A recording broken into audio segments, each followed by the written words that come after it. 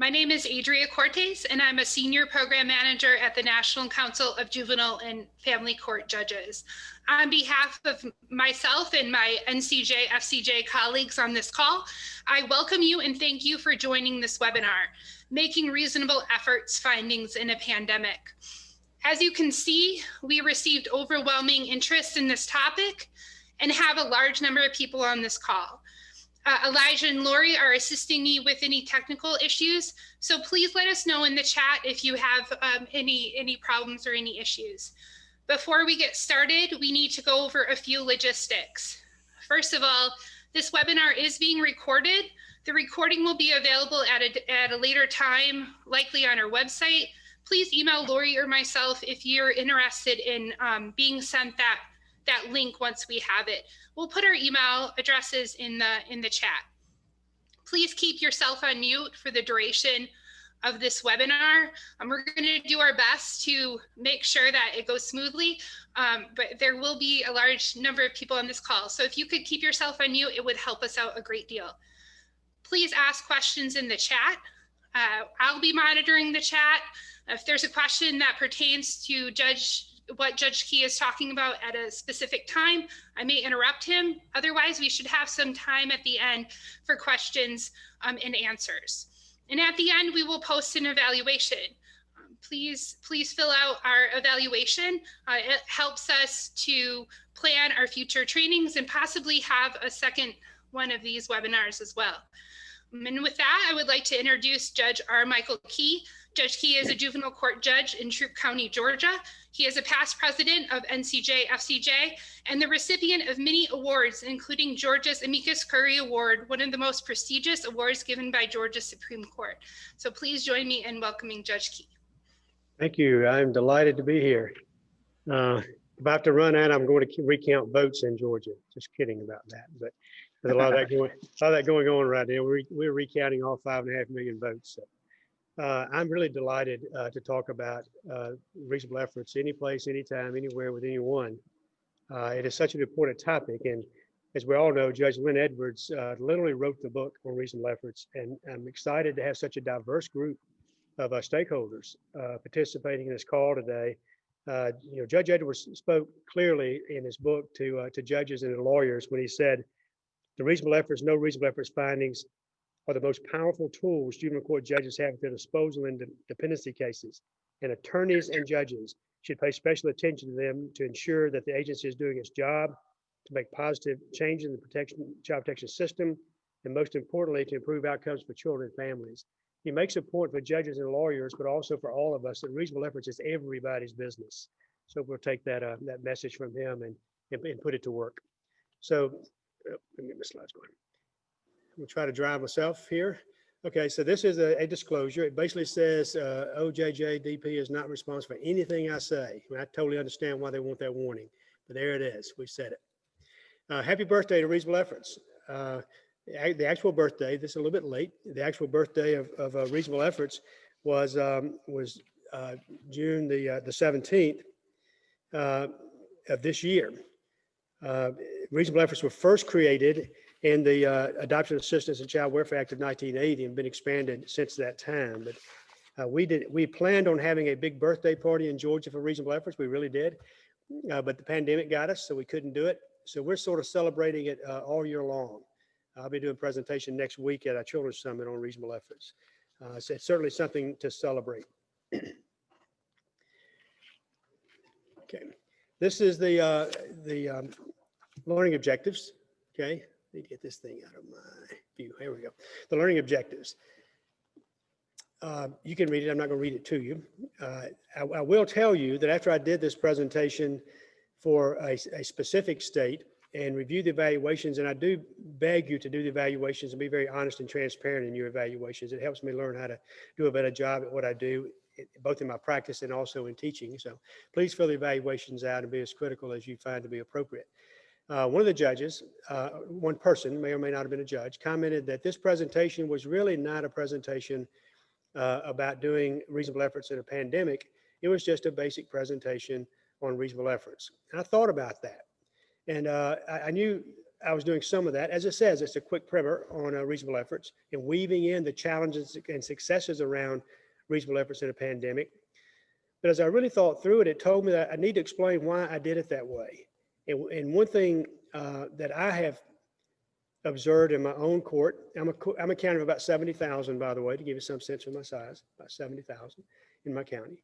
I'm part of a 5-county circuit with about 300,000, but my county is 70,000. I try to stay in my county as much as I can. One thing I've noticed in my county, if I'm talking to judges and reading things on our judges listserv and other things like that, is that basic practices, including basic practices around reasonable efforts, are taking a beating in the pandemic. It's not a matter of just implementing the very best practices. It's not a matter of just systems improving all the time. But we're not paying a lot of attention to some of the most basic practices, including some of those around reasonable efforts. So there will be some of that. I will try to weave more in, and certainly as you have questions, then I'll try to address those questions specifically, either during the presentation or in the Q&A at the end. So tough decisions ahead. Reasonable efforts has always been tough. They're still tough, even tougher in the pandemic than they were before. All the work around reasonable efforts, not just the findings, but the work around reasonable efforts is tougher. But you know, it should be tough. It should be tough. It should be hard to take a 6-day-old child away from her mother. When we're talking about removal of children from the care, it should be tough. It should be difficult. From the time the case manager arrives on the scene or law enforcement arrives on the scene, the time we all make these very difficult decisions. In this particular case, when I picked 6 days, this is a case where Georgia has an elaborate process called pre-staffings, promoting reasonable efforts. A lot of work is done before the request for removal even comes to me. In spite of that, I was asked to remove this 6-day-old girl from her mother. And the more I inquired around it, the less reluctant I was to do it. Yes, there was an imminent risk and all the things that go with that. And the child could not stay in the home with the mother. But there was a fictive kin that the department just did not approve of, just didn't approve of the fictive kin. And the more I drilled down, the harder it was for them to give me good answers to why not. And ultimately, the child was placed with that fictive kin for 3 days, just 3 days. And we're going to talk about that in a little while too, the sense of time, but 3 days until we could get to our preliminary, or we call it expedited hearing when we do it that way in our court. And the beauty of that is that mother was able to spend time every day with her child, the 6-day-old child, in the home of this fictive kin. Ultimately, that child came into care. But by the time the child came into the legal custody of the department, protective custody, then the issues around this kinship home had been cleared up. The child remained placed with that fictive kin, and that child was never totally separated from her mother. That's a huge issue. Reasonable efforts in a pandemic, removal of the pandemic. Let's make this point here. We should always avoid removal except as a last resort. It's even more important, if it could possibly be, in a pandemic than before the pandemic, because I don't know in your jurisdictions, but FaceTime visits are extremely difficult to effect during the pandemic in most jurisdictions. So not only are we removing a child from the child's mother or father from the family, and living in many times with strangers, but now they can't even have face-to-face contact with their family at all for periods of time.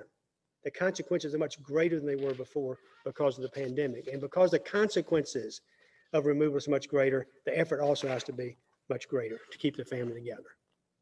Now, we know these things we're supposed to do: keep families together first, put them back together when we can, achieve permanency some other way. Now, I insert timely in there. These are slides that are in the enhanced resource guidelines, or these things are enhanced resource guidelines. But everything we do has to be timely. That's why timeframes are so tight. And again, timeframes are taking a beating during this pandemic if we let them. We have to be very careful about that. In Georgia, our chief extended guidelines, mandatory guidelines for certain types of hearings in Georgia that's statutory. His authority to do that under an emergency act. Of course, we know that the feds did not. The feds said that the pandemic does not excuse complying with the time frames. So it's very important that we keep moving these cases through. So the objective of all the work that we do, but specifically around reasonable efforts, is to ensure that every child that should be in care is in care, but not a single child more. That means that in a pandemic and not in a pandemic, we need to do everything that we can to keep families together in the first instance, to see removal as an absolute last resort. And then when families are separated, to ensure that when it's safe for that child to go home, that child goes home safely. When it's safe for the child to go home. And we have this saying, not a single child more, and we have wristbands that say not a single child more, not a single day more. So reasonable efforts are intended to ensure that not a single child spends a single day more in care than necessary. So let's talk a little bit about pandemic here, about the not a day more. I think we all understand that we have to have our removal hearings timely, our preliminary protective hearing timely, and some of the other hearings. But it would seem to me that any hearing that we could have that gives a child an opportunity to go home, is an important hearing.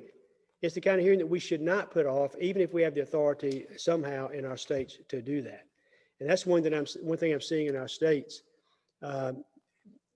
In Georgia, so some of our judges, it seems, are still not seeing those as really emergency matters. They do all the front end work right. That we've got to have these hearings, and we got to have permanency hearings and those sorts of things. But any review that you can have that may allow that child to go home safely needs to take place without delay, in my view. These are all my views.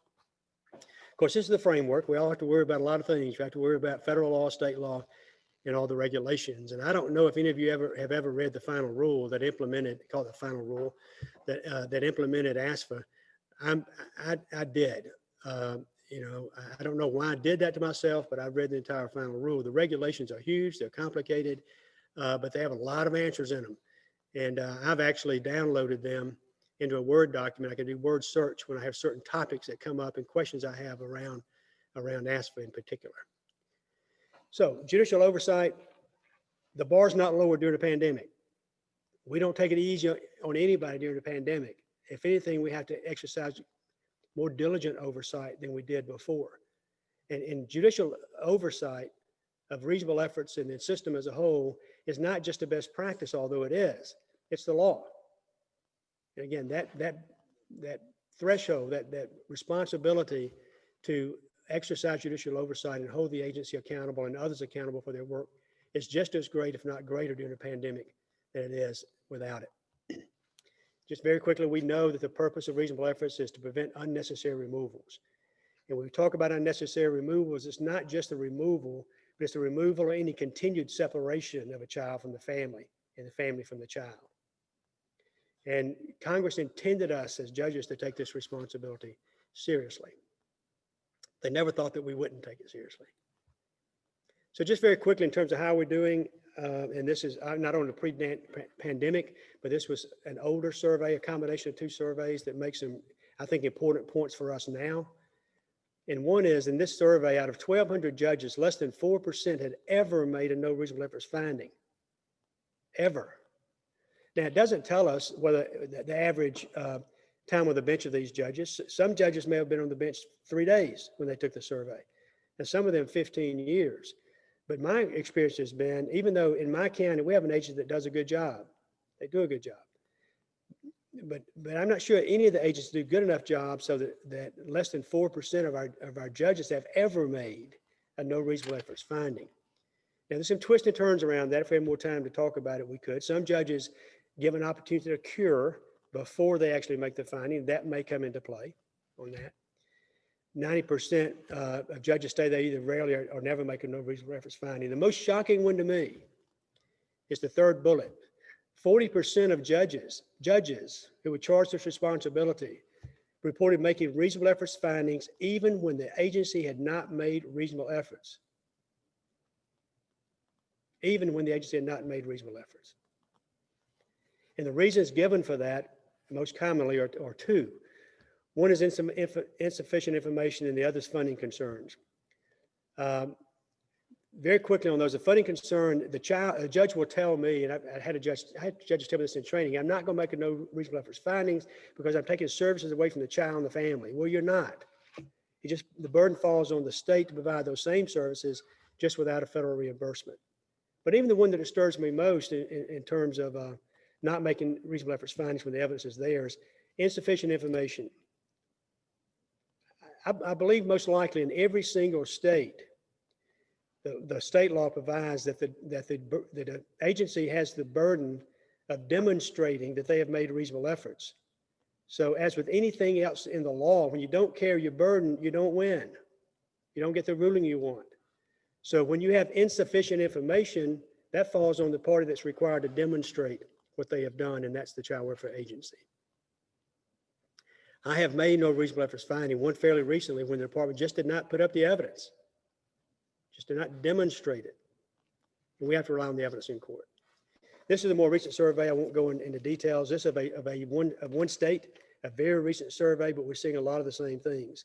One thing we also saw when I did the survey in that state was we got a lot of work to do around parents' lawyers and children's lawyers and attorneys going ad litem. Most of the judges found that the lawyers were not adequately trained. Adequate was a broad term. Survey was broken out a little bit more than that, but the survey indicated we got a lot of work to do in that area. That's why I'm so excited to know that we have a lot of lawyers signed on today.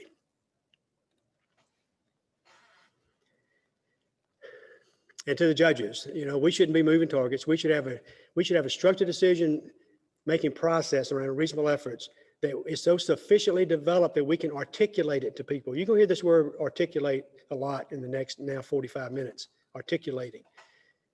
Our process should be understood by us. We should be able to explain it to people.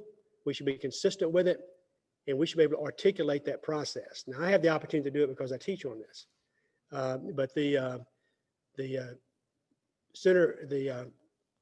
Capacity Building Center for Courts is doing trainings around the state that are helping judges actually develop their own structured decision-making process.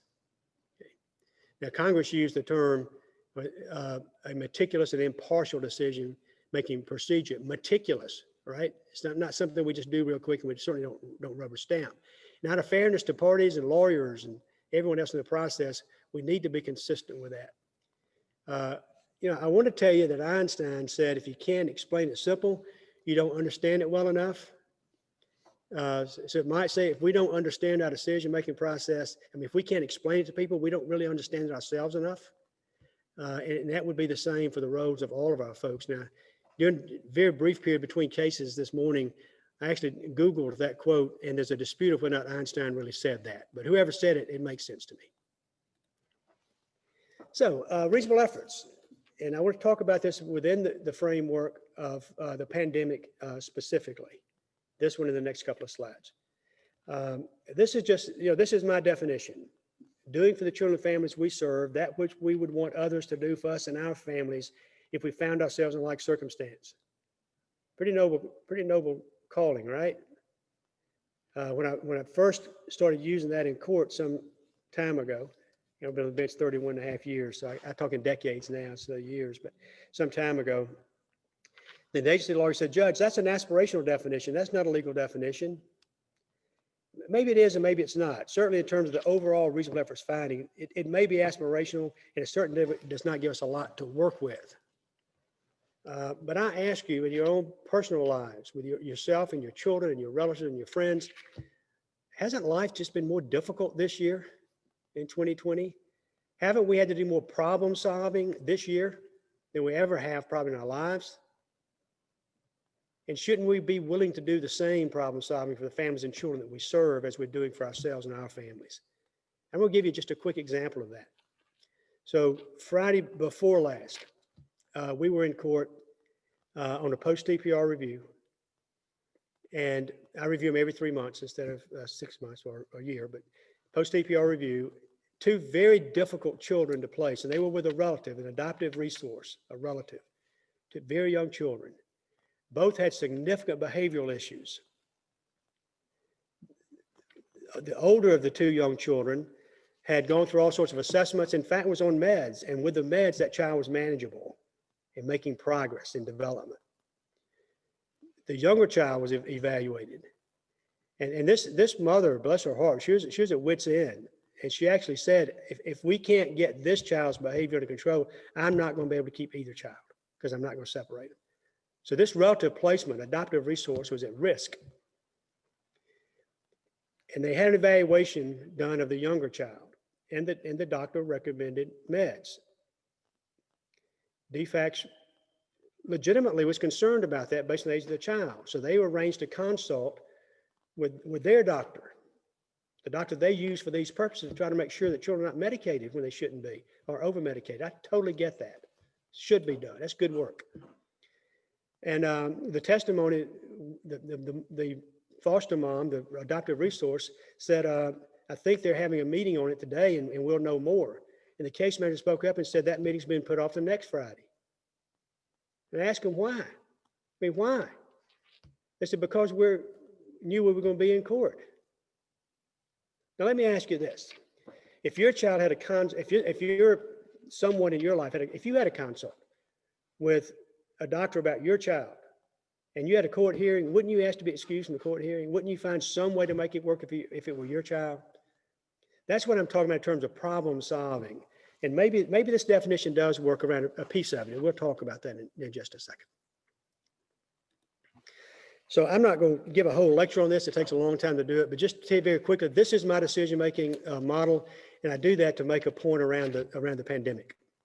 I understand it better by turning it upside down, and the way that I like to do it, the way that we do it, is that the question is, with removal as an example, what can we do to keep this family together?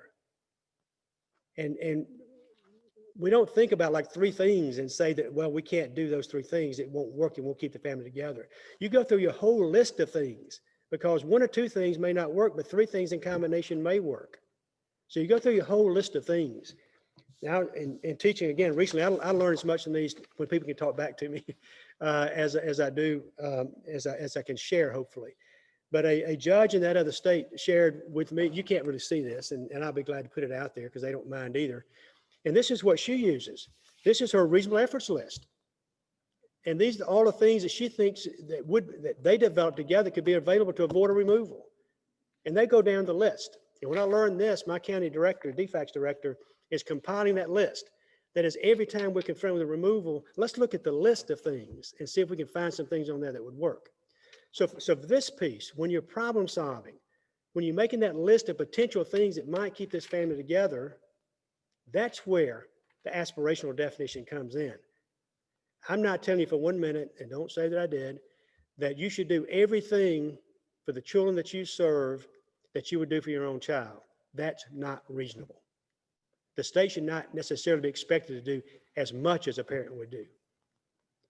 But in coming up with a list and the problem solving piece of it, why not?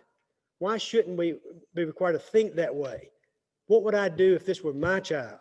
If this was my grandchild and I could not come to the grandchild's rescue, I would do all kind of problem solving around it before I'd let that child be removed. I might not can do things myself, but I would help problem solve. And then once we have that list of things, if it's not unreasonable to expect the department to do that thing, then the failure to do it is a failure to make reasonable efforts. That's just the way I think through it, right, wrong, or indifferent. And these are some factors that I consider in making that decision. But again, the piece right now more than ever is we have to do more problem solving than we did before, just like we do with our own situations. You know, if you've got a child that's in therapy, you want to put a child in therapy, and the research says that in-person therapy works better than virtual therapy, telemedicine. And that's what I'm told the research says. If it's my child, that's what it says, and I'm just now getting started with a therapist, which one do you think I'm going to try to line up? I'm going to find a therapist that will do in-person therapy. And that's what we should do for our own children. Now, for children who are in therapy and have established rapport and have a relationship with a therapist, that's a different situation. But we need to drill that deep in making these decisions now. And again, it's more than we've ever been required, expected to do before.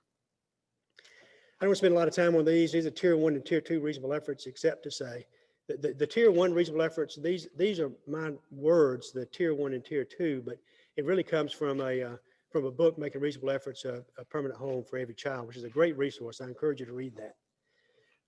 But the tier 1 reasonable efforts are those efforts we make in an individual case to put a family back together, as an example, to reunite the child with the family. The tier 2 reasonable efforts relate to the department's responsibility to identify needed services to put families back together, identify gaps in those services, and fill those gaps. Have no authority for this. Everything I tell you, I believe to have legal authority behind it, unless I tell you otherwise. But I'm telling you now, I don't have a case I can show you. It just makes sense to me that if a department has an obligation to develop resources to meet families' needs, and they don't do it, and because they didn't do it, they don't have it in an individual case, that's a failure to make reasonable efforts in that individual case, separate apart from the 4E audits, individual case. So now, as an example, when we have under the pandemic, and we can't get a transporter to transport a parent to therapy, to a drug screen, to wherever it might be that we're going to do, that we would normally do, then you look for another transporter. We don't accept as judges this notion that they say, well, that's just not available. The question is, what have you done to make it available? And I say the judges, but that's the lawyers too. You know, when the parents' lawyers and the children's lawyers and the agency lawyers do everything they're supposed to do in a court hearing around reasonable efforts, the judge has very little to ask, because all those questions have been asked by the lawyers in the case, which is the way that it really should be. So now in the pandemic, we've got to ask more questions. We have to do more to identify resources. We can't accept this notion that they're just not available. And these are just specific examples around access and around reasonable efforts, the kind of things we would normally expect. Again, this is out of the same book. And we have the same thing for tier 2 reasonable efforts. I do want to go back to this one just a minute, because I'm looking forward to this presentation I'm doing next week with these children. I'm going to do a presentation on reasonable efforts, a panel, and we have 2 children who came through foster care and are part of the advisory council now to talk about what reasonable efforts mean to them and some other things we may talk about in just a little bit. Hope we have questions coming in. I'm going to leave time at the end for questions. Okay, so let's move from law to practice. Okay. Again, this is the same it's always been.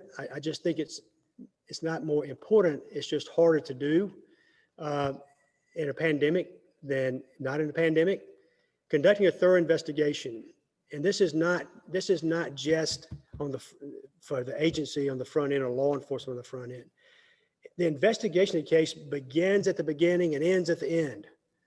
By that, I mean investigation about all aspects of a case begin at the beginning of the case and they end when the child achieves permanency. The investigation is never over. Looking for relatives is never over. Looking for safety issues, never over. Looking to solve problems is never over. Looking for facts is never over until the child achieves permanency. Thorough investigation by everyone. So, you know, the example I like to use without thorough investigation is you go to the doctor tomorrow morning, well, let's say this afternoon, because tomorrow's Friday. Go to the doctor tomorrow, this afternoon, and the doctor says, well, you know, we've run all these tests and stuff. I'd like to run 2 or 3 more tests, but, you know, we don't have the money for that. I've got about 80% of the information that I need to make a decision, but we're going to do surgery tomorrow morning. I mean, would you do that? Of course you wouldn't do that. But we often allow ourselves to make decisions about these children, these families, without all the information that we need. It's dynamic, it's ongoing all the way through the life of the case. And it's not just the agency. It's the lawyers, it's service providers, it's everyone involved in the process. Continue to investigate and know the facts in a case. And judges can only make decisions about the facts presented in court. That's all we know about it. Thorough investigation throughout the life of the course. It's more difficult now than before. There are all sorts of limitations in terms of going into people's homes and talking to people. There are all sorts of, but it does not lessen our obligation to do it. It just makes it more difficult to do it. And we should always be able to assess and articulate safety threats. Again, this is basic training in reasonable efforts. I understand that, but a little reminder wouldn't hurt us at all. It kind of goes back again to Einstein or whoever said it. Another way, it's been said another way, if you can't explain it to a 6-year-old, you don't understand it well enough, is another way somebody said it. But if you cannot articulate in your own words to yourself, to your supervisor, if you're looking for a removal, to the judge, to the agency lawyer arguing for removal or not returning, if you cannot articulate the safety threat as being immediate, significant, clearly observable, then you don't understand it well enough. The decision is premature. If you can't articulate it, the specific harm likely to come to the child and why, then maybe you need more information. It's the same around vulnerability and controlling interventions. So articulation is being able to articulate, knowing enough about a case to be able to articulate. I hope our judges, when you make no reasonable efforts findings, articulate very clearly the basis for that, very clearly why you made a no reasonable efforts findings. And you need to understand the case well enough to do that. To do that, you shouldn't probably make the no reasonable efforts finding. And the same for the reasonable efforts finding.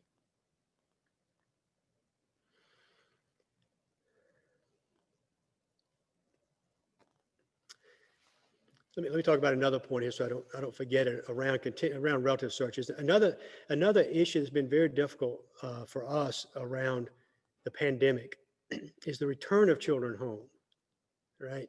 Because again, I don't know about your states. I know when the pandemic first began, I followed the lead of some very smart judges, smarter than me, and copied their orders, and I issued a visitation or family time order that allowed virtual family time in cases where we can't deliver in-person family time. And let me tell you, I totally understand. I appreciate foster parents taking in children when in the short term when their parents cannot protect them. I appreciate them doing that. And I understand that they may not want to allow the child they're charged with taking care of to get in the car with a transporter they don't know, to go visit parents that they don't know, and then go into a restaurant they don't know or a playground they don't know and come back to them. That's a huge risk for the parents and others and the siblings or other children in the home. I get that. And I understand why we had to go mostly to, particularly in non-relative placements, mostly to virtual visitation or family time. I understand that. But so we're in a situation now where we're at a review. And again, I hope we're reviewing these cases just as frequently, if not more frequently than we were before, instead of putting reviews off. If we're in a review, it just looks like it's time for the child to be transitioned home. And back in the day, we would have transitioned the child home with going to unsupervised visitation, full daytime visitation on a weekend, overnight visitation, and the child home placement. Kind of how we would ease children back in the home depending on the circumstances of every individual case. And now sometimes we can't do that. We're forced to make a decision of returning the child now without a transition, or delaying the return. And those are hard decisions. And maybe we'll circle back to that in just a minute when I talk about another point. Okay. I kind of mentioned this earlier about considering all risk mitigation services, the whole list, and then keep adding to the list. This next one is very important always, but again, even more so in a pandemic. Seek short-term safety and ask for expedited hearings. We have safely reduced the number of children in my county over 30 months, 2.5 years, from 158 children in care to 83. Safely reduced that number of children in care. And one way we've done that is on the front end. And we've shortened our view a little bit, our time frames a little bit. So when we're looking at a removal, the question to us is not, can we keep this child safe for 30 more days while we work on stuff? Is can we keep the child safe for 3 days until we can do more work, get into court for a preliminary protective hearing? We use preliminary protective hearing framework to conduct these expedited hearings where we avoid a removal, but we got to have some attention. We got to have some oversight, some due process. We got to bring some attention because a child can't be maintained over a long period of time in that home or in the circumstance. So in a particular case, then I was asking the questions. When I get the call, I'm asking the questions. Well, where are the children now? They're with Betty. I'll say Betty, who's a family friend. I said, why can't the children stay with Betty? Well, Betty's moving. She says she can't keep the children. I said, well, did you ask Betty if she can keep the children till Monday? We didn't ask her that. We'll go back and ask her. And she kept the children till Monday. And we had an expedited hearing on Monday. And she kept the children until the adjudication hearing. And she wound up keeping the children. It's the way you ask the question. It's short term. Can we keep the child in the home safely or with someone connected to the family that will allow access and all those safe access and all those sorts of things? Can we do that in the short term instead of looking long term? we look for long-term solutions to short-term problems.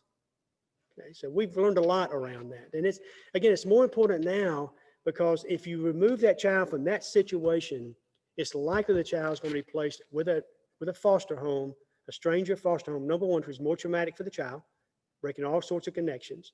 And we know what it does to children separated from their families. And also you're not likely to have face-to-face family time in most cases. And I don't see that changing in Georgia for the next April at the earliest for our situation. So short term. And in all of our questions, whether you're lawyers, case managers, or whoever you are, we all know the questions to ask, through our training, logic tests of questions to ask, but it's the persistent pursuit of the answer to those questions. We cannot cut back on asking questions, investigating, getting information. We have persistent pursuit of the facts in the case, the information in the case. And then from the National Council, can the child go home safely today? When children are in care, we should always ask that question. And I tell case managers this, and I tell lawyers this, and others, when you're working on your case, and hopefully we work on cases between reviews, right? When you're working on your case, every time you touch that case, ask the question, can the child go home safely today? Is there something we can do to allow this child to go home safely today? And so what is it, and how do I get it done? And it's the same way for the lawyers. When you're meeting with your clients between hearings, the parents, the child, between hearings, is there something we can do to push to get this child home today? Or something we can do today to get the child home at the next review? Always think of it that way. The next one I've developed in my mind over the last year or two, teaching the Multidisciplinary Child Abuse and Neglect Institute that we have in Georgia. And we actually I used this question yesterday in a case. And that is, on the facts as we know them to be today, would you remove the child today? So when you're doing a review, and again, I hope we're doing just as frequently as before, when you're doing a review, ask yourself the question, would we remove this child today? If you wouldn't remove that child today, unless you got legitimate fact-based issues or concerns around sustainability, that child should probably go home, or certainly presumptively should go home. You got to talk yourself out of it, it would seem to me. And family time is critical. Family time is critical, COVID or no COVID. And under my order, and again, which I took from another judge, then I relieved the department of responsibility in most cases of providing face-to-face family time, but in consideration for that, they're supposed to have more virtual time together, I'm a silver lining kind of guy. And one of the silver linings I see is that we have finally learned how to do virtual visitation or family time. And I'm hoping when we go back to in-person visitation, we will supplement that by more frequent contact between the children and their families, based on what we've learned. All right, so please don't go telling folks that Judge Key said that we have to provide active efforts in every case, because I'm not saying that. And hopefully all of us have had training around active efforts and the difference. The way one way I like to say the difference is in making the appointment for the parent for the assessment, picking them up, putting them in the car, taking them to it, instead of just making a referral. That's just one example of active versus reasonable efforts. I don't think it's unreasonable, going back to my process of making these decisions, I don't think it's unreasonable to expect the department to do more early in the life of a case than later in the life of a case. There comes a time in the life of a case when a parent has to demonstrate they have the knowledge, experience, commitment, resources to do everything they need to do to keep their child safe. But it's not in the first 30 days or 60 days or 90 days. And particularly now around the active efforts are expecting more in it. When we know the consequences of the removal, and let me back up just a minute to the removal. We know that children should be facing imminent risk in a home before we should even be thinking about removal. But we also know that children are harmed by the removal itself. And it's balancing those risks that we have to do. It's very hard work, but that's what we have to do. And knowing that the likelihood of risk to the children's increased with the removal now, more significant long-term emotional harm with removal now than before the pandemic, means we should do even more make sure we've done everything to avoid the removal if we can, doing some of those things that I've talked about, and all the other things that you know how to do that I don't even know how to do most likely. We have to do more now than we did before. Because when that removal takes place, it's likely the child will not be able to see the parents the child. Bonds will be broken, and children will be, in many cases, irreparably harmed. We have to continue to hold the agency and everyone else accountable. We have to, as judges and all our stakeholders, have to bring to the table the sense of urgency, and we need to demonstrate that ourselves. If we let, whatever your role is, if you demonstrate that there's a sense of urgency about this case you're working on this minute, other people will see that and feel that. If you model it, hopefully other people will follow. So these are just some things different in the pandemic. You can't let your guard down. It's so easy because we know how hard people are working. We know how hard people are working. And it's so easy for the standards to drop a little bit and to just get by with it and accept that. They say we set our standards by what we walk by. So when we let people do when we do less than acceptable work, less than our usual standard of work, and we will let other people do it, we're setting the standard. And the standards don't change. The thresholds for removal don't change, or return don't change. The standards do not change in a pandemic. The inquiry around it does change. Tier 2 reasonable efforts become more of a focus, and balancing that risk of removal, balancing that risk of returning the child home or not becomes more difficult in a pandemic than not. Judge Key, I have 2 questions about virtual family time. Yes. The first one is that is it reasonable in all cases where, well, the full question is, I struggle with accepting that all children must be relegated to virtual family time. Is it reasonable in all cases?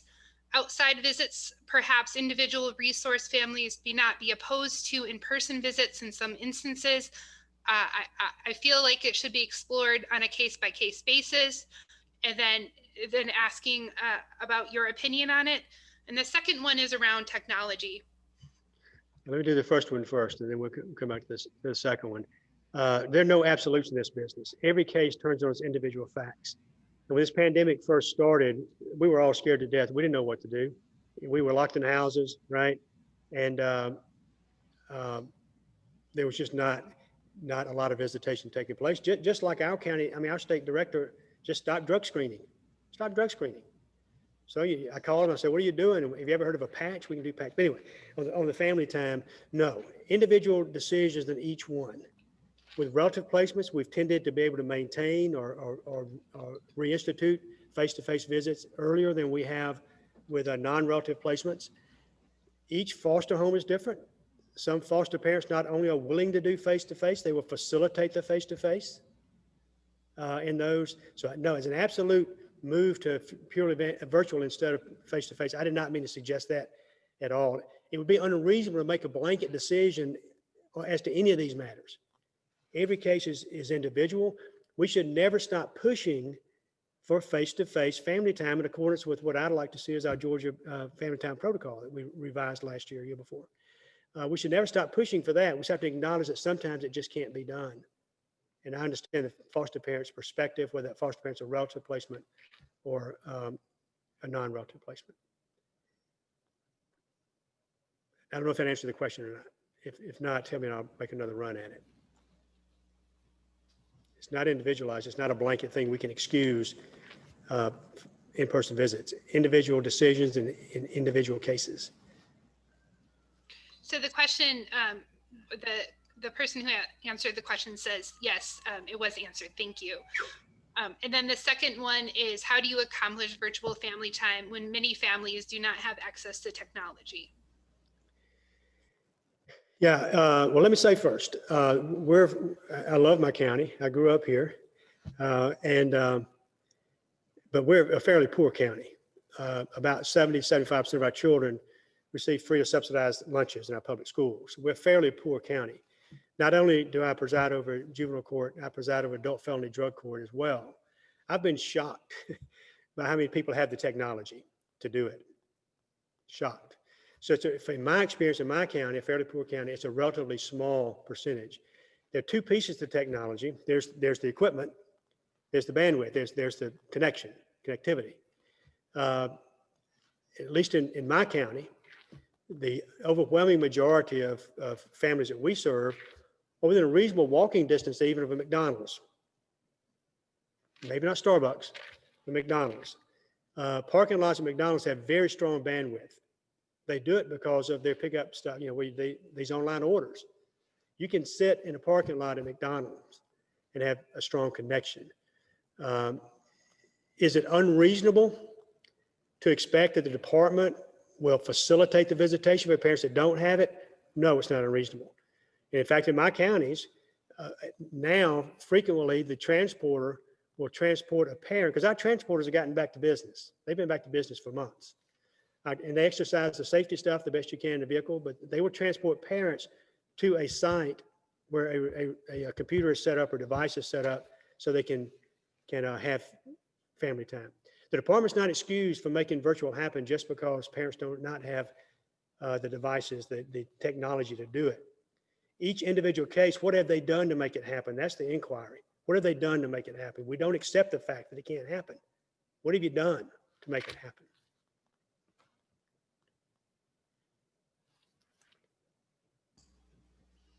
So one of the other questions that we received is that the agency and sometimes the guardian ad litem argue that if we don't remove the child immediately at the front end of the case, then the child can never qualify for federal foster care funds. Is that right?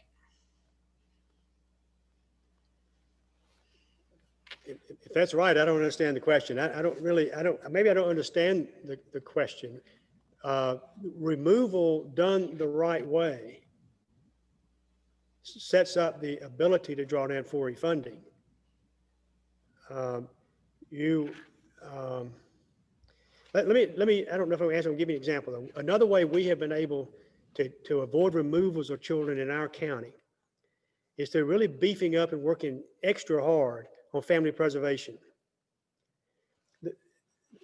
Before, the norm was that children entered care almost always in emergency circumstances. Most of our children, that's fairly rare now. Most of our children enter care through family preservation. I had one yesterday. Family preservation, where DFACS came in, provided all the resources they could provide. They might have done a short-term family resource placement, volunteer placement with a family member to get stabilized, provide services. The child in the home provide services. And then at some point, there's imminent risk. In spite of all those efforts, there's imminent risk. That's reasonable efforts. All of that's reasonable efforts. Using family preservation to avoid removal is making reasonable efforts. But sometimes it just doesn't work. And in spite of all those efforts, you have imminent risk. And then the child is removed through the right process, and that child's fully eligible. So again, if I did not answer the question, if you let me know, I'll make another stab at it. So the next question is, what do you do for families with young children who do not interact yet on technology, like babies or very young children? Yeah, that's tough. Remember, you guys are asking an old man these questions, but I'll do the best that I can. But the question could start with this, and I don't know how young you're talking about, but let's say 9 months, and it's you. I'm going to talk, if it's anybody out there old enough to have grandparents, may not have grandchildren, I don't know if they are or not, but if there's anybody old enough to have grandchildren, and I'm in Georgia, and they're in Seattle, and they're 9 months old, I'm going to make mom and daddy put that FaceTime, we call it FaceTime, that phone in front of that child. I'm going to Google with that child. We're going to do something for a few minutes to see one another and do something. And that's what we should apply for our children in foster care.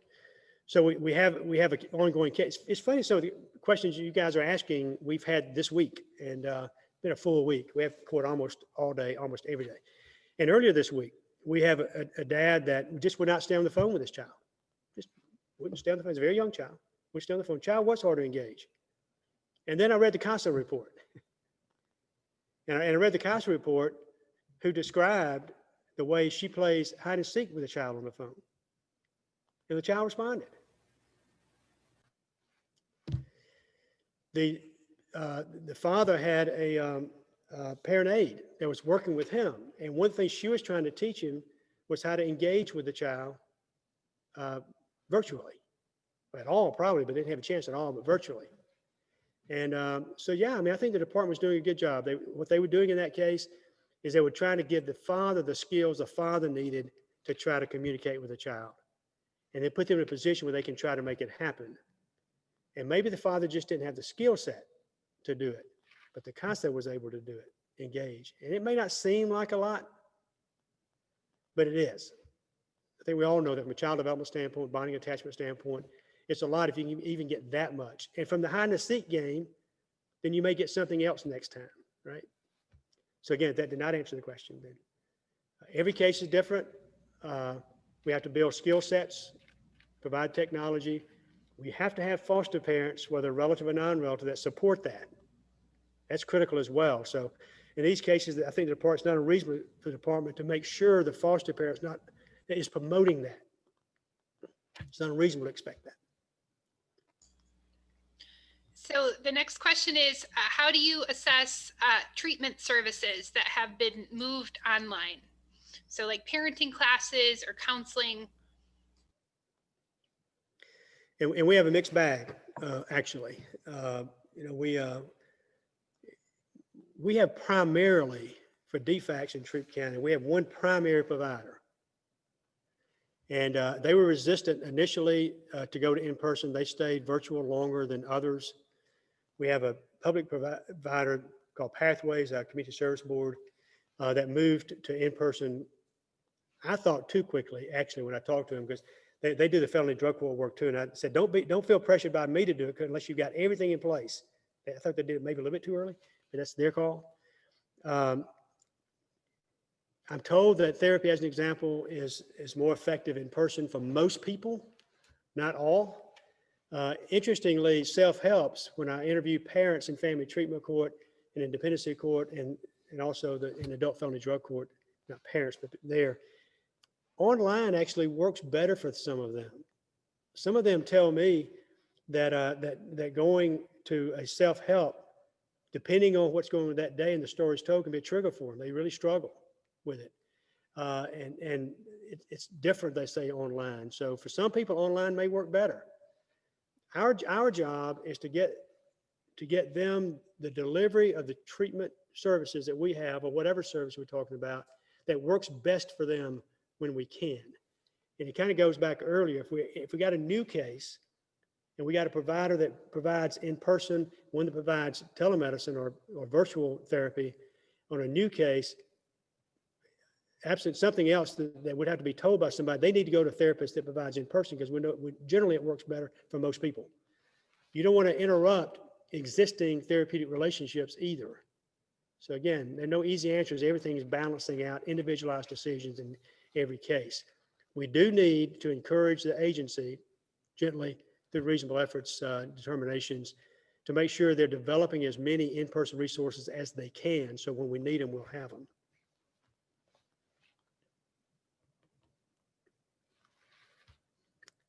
I don't know if that answers the question, so.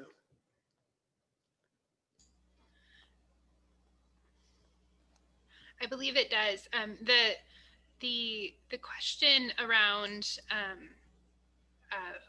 4E, I think the person asking that question might have, if the continuation in the home is not contrary to the welfare of the child, and the child is left at home, does that mean the child will never qualify for foster care maintenance funds and or adoption subsidies if things don't work out? If the evidence supports a finding that is contrary to the welfare of the child remain in the home, the child should not remain in the home. You can't say it's contrary if the welfare of the child remain in the home and leave the child in the home. What you can find, and again, I don't want to get into Georgia has a law that's very unique called the alternative foster care. And it's the only one I think in the country. I'm not certain about that. It's very unique. We're still trying to figure out how to deal with it. But you can make a finding that it'll be contrary to the welfare of the child to remain at home, but for these interventions. But for the interventions. and the child can remain in the home, receive those interventions. If the child then is ultimately removed, then you would make a finding that is contrary to remain, period. And that would be the beginning of the entitlement to 4E funding. In the interim, with those services that are provided based on a finding that would be contrary to remain absent services, those services would not be eligible for 4E reimbursement. That would be provided some other way, such as Family First, which will be coming in most of our states. Some of those services would be available exactly in those situations, because to be eligible for those services, the child has to be a candidate for foster care. And if a judge makes a finding that, but for these services, this child's going to be removed from the home, I don't know how you could better define the candidate for foster care than that. And I hope that got a little closer to answering the question. So there was a comment in the chat too around children getting further and further behind in school. Do you have any feedback on that? No. No, I don't. It's a reality. It's a reality in foster homes in some cases, relative placement homes in some cases, in our own homes in some cases. I know at one point my wife was going to quit her job, and if all of our grandkids had to be at school virtually and come to the house, so she makes sure to do their homework. It's a struggle for everybody, I'm told. And a lot of kids are really getting behind. It works better for some than for others. And I know of families who've had the option in Georgia, as we have had so far, of either virtual or in person. I have in some homes it's split. They have one or more children virtually and one or more children going to school, because it's different for each child. We have an obligation in our own homes, just like the department does, and foster parents do, to promote the education for our children. But I don't have an answer to that. So if somebody does, I think we're going to be looking for a new education secretary. I'm not sure, but maybe they could apply for that job if they can answer that question around education. So the next question is around having a family member who is a resource, and it's pretty specific, but it looks like the question is, when would you accept and when would you dismiss the family member being seen as a resource?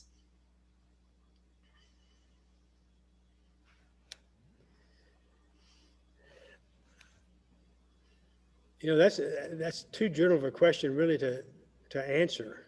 I have found cases where I have pushed for reconsideration of family members that I thought the department inappropriately found not to be appropriate for the placement. It's like everything. It's like every other decision we make. You hear all the evidence, you look at it, and you make the best decision that you can. But there's not like a formula. I wish it were that easy, but we can't say if A, B, and C exist. I can make some ridiculous examples of cases where a relative would not be appropriate, but we all know what they were. It's the close questions that are really hard. I would just say that we should never disqualify relatives based on vague references that I sometimes see about past defects history. Has a history with the department. What does that mean? But I get that sometimes at a removal. Is there a relative? Yeah, but they have past defects. I actually had that. So they have past defects history. I said, what is the history? Well, I don't know, but one of the other case managers told me that we've had their kids before.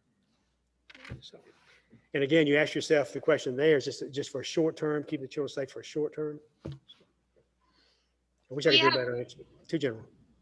We have, and I apologize to the question answer. That's probably my fault. No. General. But we have one more question, and it is, what do you say to the division when they come to you and say we don't have available homes, so we need to keep kids in institutional care? You need to develop more homes.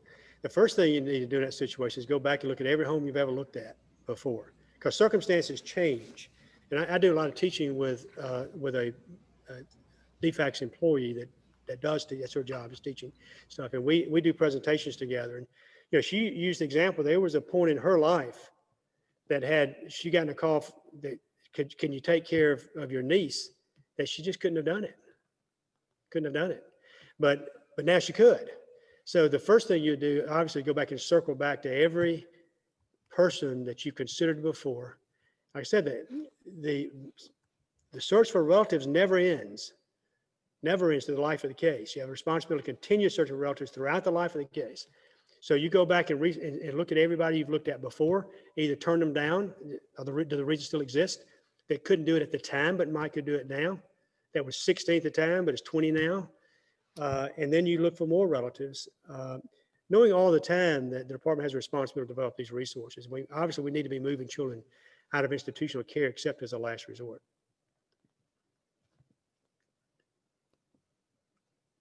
Okay, we are at 2 o'clock, 5 o'clock Eastern time. Thank you all for joining. There's a link in the chat. Please fill out the evaluation, and we'll be sending some materials to everyone who's registered following this webinar. Thank you, Judge Key. It was my pleasure. Thank you. Thank you for all that you do, all of you.